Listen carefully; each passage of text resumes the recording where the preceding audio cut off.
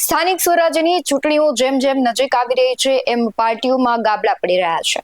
કોંગ્રેસમાંથી આમ આદમી પાર્ટીમાં જોડાઈ રહ્યા છે, આમ આદમી પાર્ટીમાંથી કોંગ્રેસમાં, તો કોંગ્રેસમાંથી ભાજપમાં।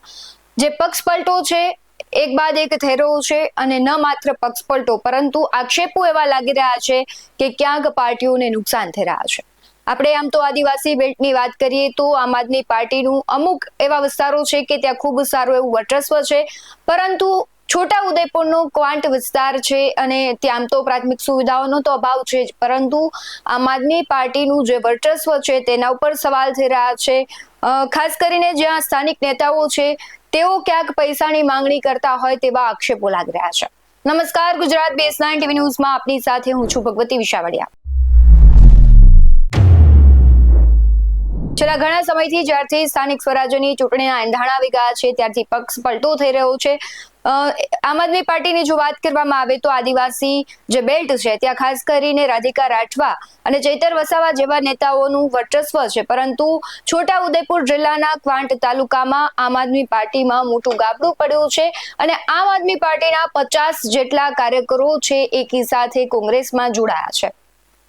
પણ મહત્વની વાત એ છે કે કોંગ્રેસમાં જોડાતાની સાથે આમ આદમી પાર્ટીના જે કાર્યકરો છે તેમણે રાધિકા રાઠવા પર સાથે જ છે તે નેતૃત્વ પર પણ ઘણા સવાલો ઉઠાવ્યા છે અને એવું પણ કહ્યું છે કે જે પ્રમાણે આમ આદમી પાર્ટી પર ટિકિટને લઈને આક્ષેપો પૈસાના લાગ્યા હતા તેના વિશે પણ ખુલાસો કર્યો છે અને સાથે જ મોટા આક્ષેપો પણ કર્યા છે। શું કહી રહ્યા છે કાર્યકરો તેના પર નજર કરીએ। હું અત્યારે જિલ્લાના ઉપપ્રમુખ તરીકે કામ કરતો હતો અને એ પહેલા પૂર્વ પ્રમુખ હતો અને 138 જેતપુર પાઈ વિધાનસભામાં હું સહપ્રભારી તરીકે વિધાનસભાના સહપ્રભારી તરીકે કામગીરી હતી। કઈ પાર્ટીમાં? આમ આદમી પાર્ટીમાં। પાર્ટી છોડવાનું કારણ શું? બસ હું મારા જે એરિયા વાઇઝ મને જે પ્રકારનું મારું કામગીરી હતી તે પ્રમાણે હું લોકોને તમામ જે લોકો અને મારા જે કાર્યકરો અને મિત્રો અને પદાધિકારીઓ હતા એમને ન્યાય આપી નહીં શકું, એના કારણે મારે આ પાર્ટી છોડી સેપ આવ્યો નહોતો। અને રાધિકાબેનને જે પ્રકારે પાર્ટીમાં મજબૂત અને એ પોતે પણ તેટલા વોટ લાવી છે એ અમારા કાર્યકરોની મહેનત છે, એ માત્ર રાધિકાનું કામ નથી। એટલે હું નથી માનતો કે એ રાધિકાના આટલી બધી પકડ છે। કેટલા કાર્યકરો સાથે જોડાયો આજે? 50 કાર્યકરો સાથે જોડાયો। આગળની રણનીતિ શું હશે? આગળની રણનીતિ એવી હશે કે તમામ કાર્યકરો અને મારા જે પદાધિકારીઓ જે જૂના હતા એ બધાને હું મારા ટેલિફોનિક અને રૂબરૂ મળી અને મારો જે આ રાજનીતિનો જે અનુભવ છે 25 વર્ષનો એને હું કામે લગાડીશ અને મારા કાર્યકરોને એવું જણાવીશ કે પોઝિટિવ રાજનીતિ અને સ્થિર રાજનીતિ કરવી હોય તો અમારી સાથે જોડાઓ અને કોંગ્રેસ સાથે જોડાઓ, કેમ કે કોંગ્રેસ બહુ જૂનામાં જૂની પાર્ટી છે અને આ દેશનું એમ જોવા જઈએ તો મહાસત્તા પક્ષમાં કામ કરવું એ બહુ જરૂરી હોય છે। આમ આદમી પાર્ટીનો આક્ષેપ છે તમને ટિકિટ ના મળે એટલે તમે જોડાયા?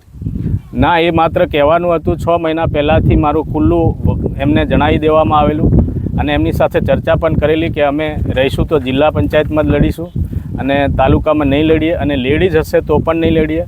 આ બધી જે પૂરી કહાની છે તે અગાઉથી જાણ હતી એમને। આમ આદમી પાર્ટી નારાજ થવાનું કારણ?